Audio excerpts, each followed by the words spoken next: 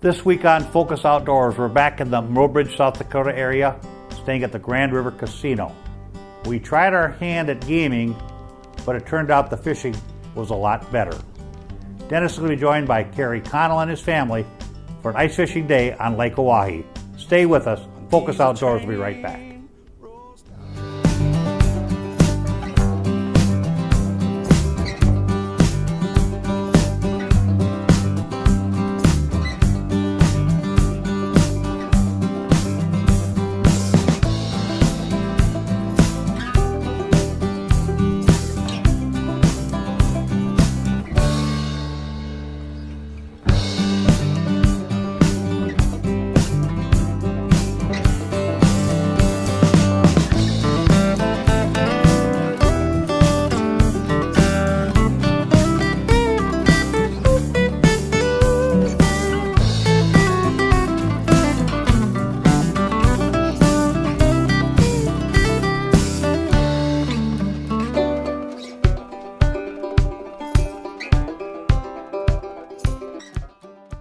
Here we're not as smelt based, and these fish are definitely finding some. Well, you know, and what we're finding in them is the gizzard shad, of course. By this time of the year, they're pretty much gone, but the shiners are still out there swimming around.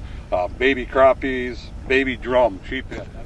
I'm going to show you guys kind of an old school trick, and this is something that I've dealt with dealing with the lack of chubs and finding them. We do have some chubs, but we've got some bigger shiner chubs, as you can see, but they're in tough shape. They're just darn near dead. So what I've done is I've taken the biggest minnow I could find in my bucket, hooked him upside down through the tail. And what that's going to do is help kick this other bait around and make it look a bit more lively, give us a little more flash down there. Because what it's going to happen is that minnow is going to struggle as he's upside down trying to right himself. So we'll get this back down there, and it's stretching our bait a little bit, giving us a little bigger profile, and hopefully pull in a little bigger fish and deter some of these smaller fish, because I don't want to be coming out here for these 12, 13-inch walleyes constantly when I could be busy jigging or tending to other tip-ups and trying to take a shot at a bigger fish. Just another little tip, it's worth a try.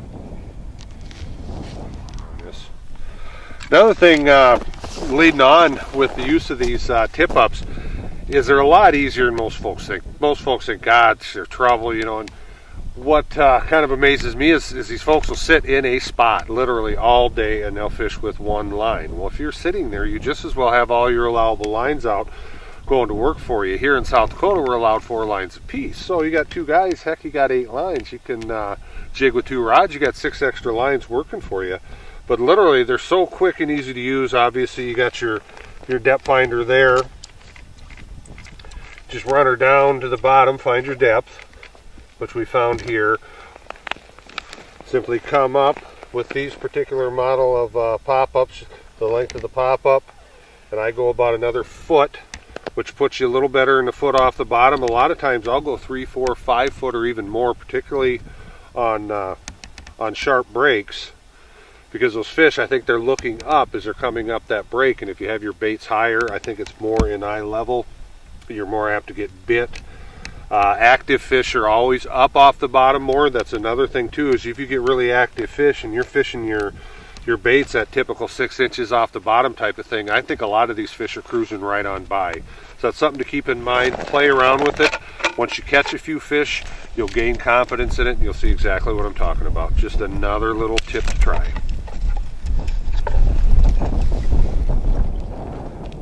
Shadows are starting to get along here. It's about that time. First bite of the late afternoon. Had a lot of drops during the day. Hoping these fish get a little more aggressive there. I'm just teasing that fish.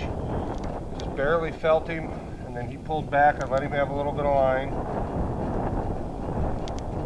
So we've had several drops, so just trying to get one on the ice. He didn't have much line out when it was all said and done. Not a big fish, but by God, we got him.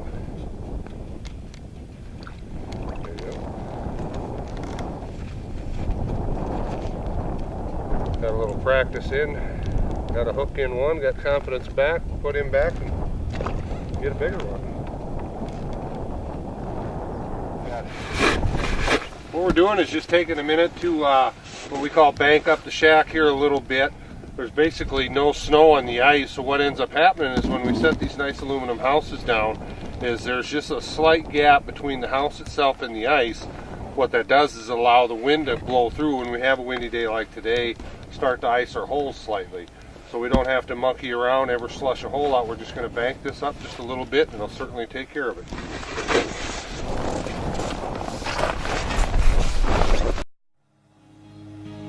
Midwest Gun Dog Kennels is your full-time gun dog training facility. For over 30 years, we've customized our training to fit each individual gun dog. We know it takes a well-trained gun dog to handle wild birds to make every hunting trip a dream trip. Let Midwest Gun Dog Kennels put excitement back into your hunt of a lifetime. Midwest Gun Dog Kennels, where experience equals excellence.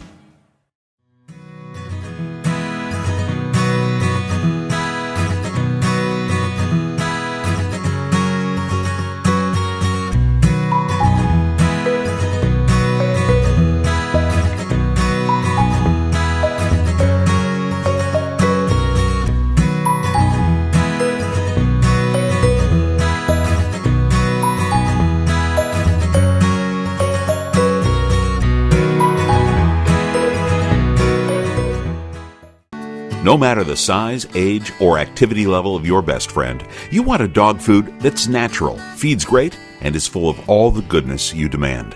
That's what we pack into every bag of Country Vet Naturals. Country Vet Naturals are just what the name says, natural goodness in every bag. We also make grain-free cat and dog food and treats. Learn more and find a dealer at countryvetnaturals.com. Country Vet Naturals, loved by pets, trusted by owners. Well, as you might be able to tell, I spend a lot of time behind a shotgun.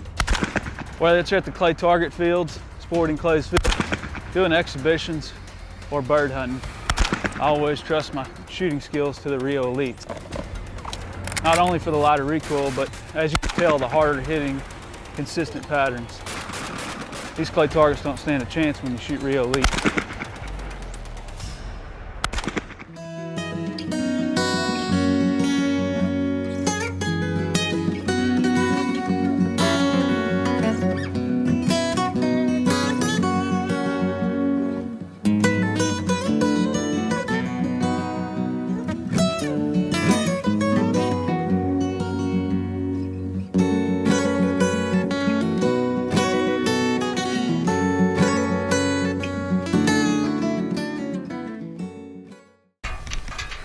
Just taking a little break in the action here before sunset. Got a few minutes before our evening run begins here, and wanted to touch on some safety issues. And it's something that's kind of close and personal to me. I did something not so smart here a few years ago at Mobridge itself.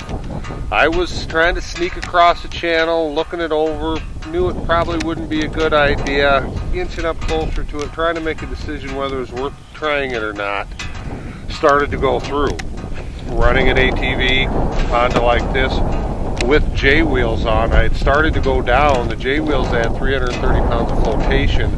There was enough flotation there that I slightly turned the wheel, not enough to cramp it, and give it a little bit of gas. There was enough there that I slowly started to climb up, was able to give it more gas, got back up on top, spun away from it, was able to turn away from it, get back onto safe ice. But quite frankly, they saved my life.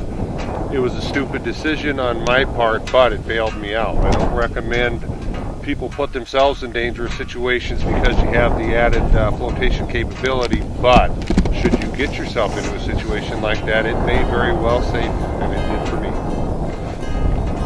I was just visiting with Dennis Foster, and something we kind of pointed on was maybe the forage base out here on Lake Oahe. And I guess I've been at this game about 24 years out here on this body of water, and I've seen it cycle 3 times, you know, with the high water and the low water and the forage base going through changes.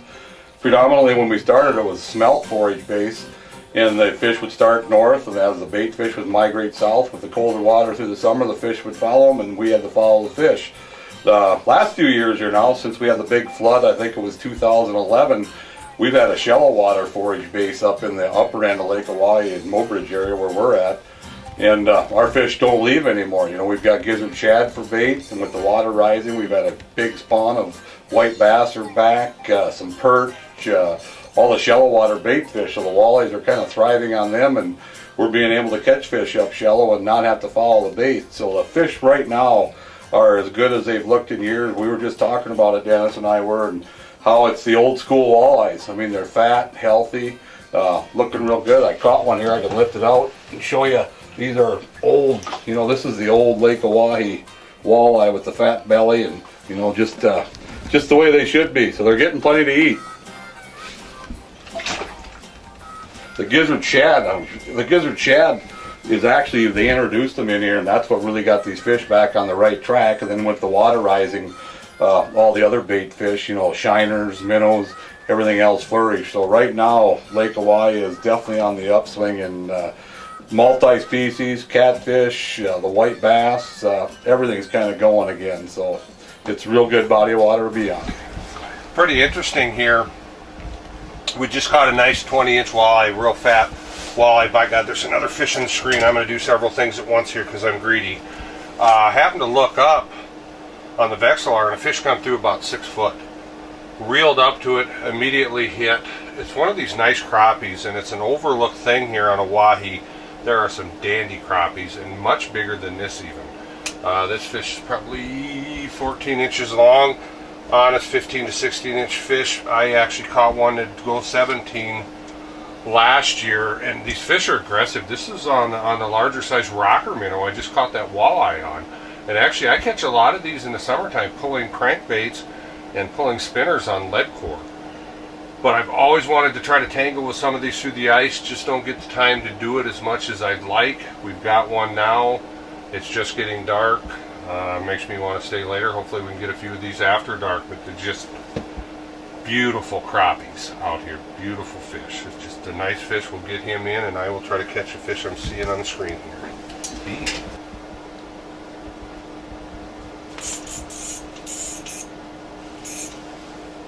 Oh my.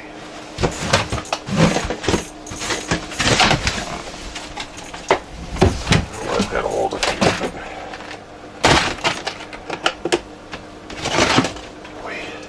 Good. I'm doing several things at once. That's usually the way it happens, is once you get a lot of stuff scattered around, you'll get a good fish.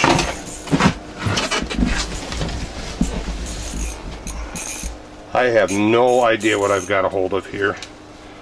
Like I said, it was up and down in the water column, probably a good 5 or 6 feet.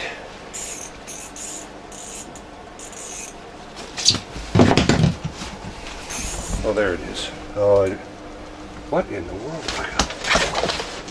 Huh! Great big catfish. I had no idea what I had there. I couldn't even make a guess on it. This fish was really active. He came through probably 6 foot up, missed him. The thing went clear to the bottom, then come back up 3 or 4 feet. Missed him again, and finally got a hook in the darn thing. But exciting, no doubt about it. I have no problem with catching these catfish through the ice. It's kind of a unique thing that a lot of people do, or even realize it's possible. They're just a ton of fun. I mean, this to me is as much fun as if this would have come up and been an 8-pound walleye. I mean, it's just the diversity of the fishery here on Oahe is just phenomenal. I'm going to get the hook out of him because we're in prime time. Get back down, try to get another. Oh, we didn't have much line out. I don't know what my hit's not happy, whatever it is. I'm gonna say we got a pike on here. Oh yeah, we got not a bad fish either. Surprising he didn't run any more line out than he did.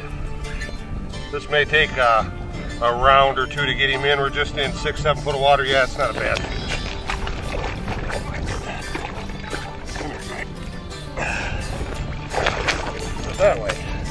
I guess that goes to show the abrasion resistance of these leaders I've been referring to with running those 30-pound Seagar the premium variety. It's the best variety. It's got the limpness that you need. So you can see I literally wrenched this pike up out of the hole with the line because I couldn't get a hold of it. Did not break, and the hook is completely down its throat here. And this is 6-7 foot of water, and we specifically targeted these fish. We're on this break coming off the edge of this point, and we're literally fishing anywhere from 2 foot of water to 40 foot of water on the other side of the house there. And just to show the variety of Oahe, we come up here, went after a pike, and found one. And just out of curiosity, if you guys flop around on me, you'll see how long that is. It's about a 32-inch fish. Just a nice chunky pike out here in Lake Oahe. We'll let the tip-ups keep doing the work, and we'll shoot for some walleyes here come evening, and we should finish off with a good strong day. Midwest Gun Dog Kennels is your full-time gun dog training facility. For over 30 years, we've customized our training to fit each individual gun dog. We know it takes a well-trained gun dog to handle wild birds to make every hunting trip a dream trip. Let Midwest Gun Dog Kennels put excitement back into your hunt of a lifetime. Midwest Gun Dog Kennels, where experience equals excellence.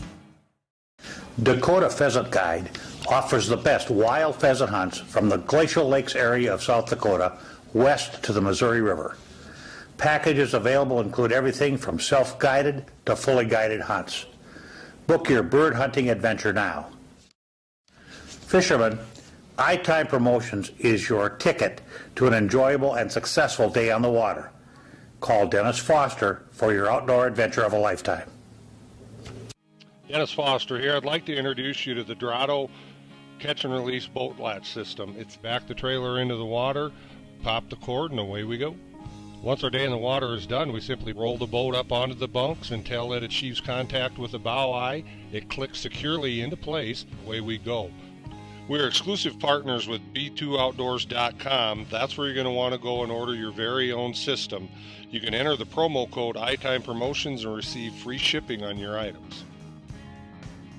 When it comes to dog food and treats, you want something natural. A dog food or special reward that feeds great, is made in the USA, and helps your best friend live a long and healthy life. That's what you get with Country Vet Naturals. Natural goodness in every bag. And for those of you who want grain-free, we've got that too. Find a dealer and learn more about Country Vet Naturals dog food, cat food, and treats at countryvetnaturals.com. Country Vet Naturals, loved by pets, trusted by owners.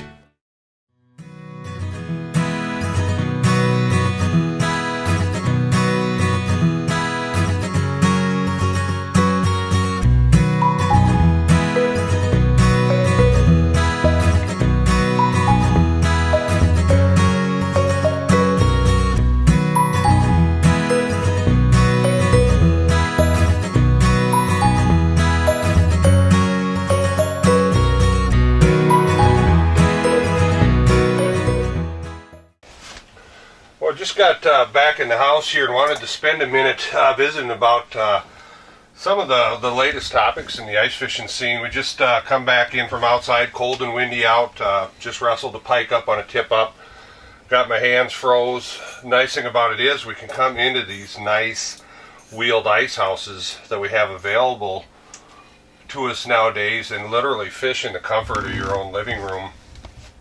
You know, heck, I'm sitting on a leather couch for God's sake. You know, do you have to have this kind of stuff to catch fish? Absolutely not. But it does make it nice. And there's some key features you want to look to get incorporated into your houses should you want to take the plunge and go that route. One of the biggest things that I'm a fan of is going to all aluminum construction. The weight advantages are obvious on the ice.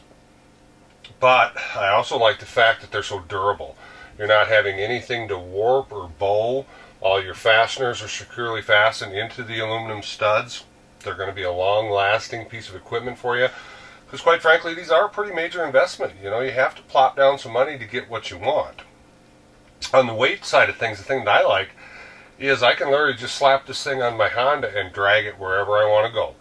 For example, we're on Lake Oahe today, just outside of Mobridge. the ice can be a little funny out here because we have current. It's a reservoir. The water levels raise and lower. I don't care to have a pickup out here. It's probably not the best idea to have a pickup out here many days of the year. We can drag these around with an ATV. We're 100% safe. It's easy to do. At the end of the day, they're just as easy to pick up as your portable. And the thing that I like is all your stuff is here. You're not putting anything away. This is literally your storage device. It's just taking our level of fishing up another notch. If you're comfortable and happy, you're going to fish harder. You're going to end up with more fish, much more enjoyment at the end of the day. So it's something that, you may want to look into. I've partnered with Firebrand fish houses now. This particular house I'm fishing out of was custom built for me, and I had to go have it done to my specs. This outfit, meaning Firebrand, has houses that will meet about anybody's needs, which I was happy to discover. These folks, they get it, they're fishermen, they're going to produce what you want, they'll listen to you. If you need some customization, they'll certainly do that too. Just something to check out. I'm going to get back to fishing here, see if we can't jig one up and continue with our day. Alright, I'm going to share a little tip with you folks. We just come in from a tip up and we'd had a pretty good fish, unfortunately, get wrapped in some timber close to shore, and we'd had to break off. Now, the way I have my system set is I have pre-tied leaders in the exact length that I need, so I do not need to change the depth of my marker indicator, which I use a small bobber here. I just need to simply snap in a new leader. And this leads into being organized on the ice, which is more critical than at any other time. For the simple fact it's cold, it's blowing, things can and do happen, you need to be organized.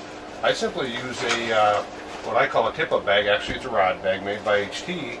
I can put my polar magnetic tip-ups in here. I can literally get a dozen of them in there. I have my pre-tied leader spools. I've got several of those. I've got different style hooks. I've got the makings that I can make more leaders with. As you can see over here, I've got a lot of different lines. I've got main lines, I've got leader lines, I've got my scale, more bobbers, reflective tape. Anything that I can think of related to a tip-up is in here, so I can build things, I can modify things on the fly as we go, and it keeps us fishing. So I'm going to snap this leader in, we're back in business literally within a minute and fishing again. So just little things like this help keep you efficient and therefore effective on the ice. I'm going to tie in a new leader, all preset. Depth on my tip up here, pre-tied leaders, which are all the same length, so I don't have to reset my depth. But something interesting that I do, and I have alluded to the fluorocarbon line that I use to prevent northern breakoffs. I'll also use a Max Lure smile blade, and I'll just run that down on the line, and as you can see, it just sits freely there. It just spins around ever so easily. And I fish chubs, and as those chubs move around, this smile blade is going to move around. It's going to create a little bit of disturbance, a little bit of water movement, and the biggest thing is the flash and the profile. Make the appearance of a much larger bait. It'll pull these fish in. And I've seen days when something as simple as this little bitty smile blade can make all the difference in your catch. And I'll have some tied up with and without. Some days it's better without. So you can always switch back and forth, and that's part of being organized and having the materials on hand to do so. All right, we're finishing up another great day of ice fishing out of Mobridge, South Dakota here on Lake Oahe. And the area we're fishing was graciously pointed out to us by Outrageous Adventures Guide Service. Kerry Connell, his wife Dawn's here, daughter, family event. These folks are really involved in the community of Mobridge, which is a very active community promoting their resources. And I'd just like to have Dawn spend a few minutes, tell us what you're involved in, which are several things. Yes, we are. We're really excited because we have the world's largest ice fishing tournament in Mobridge. I've been with it from the inception. We just celebrated our 10th anniversary. It's going to be bigger yet. Next year we're doing $200,000 worth of prizes, and it's turned out to be an awesome thing. Yeah.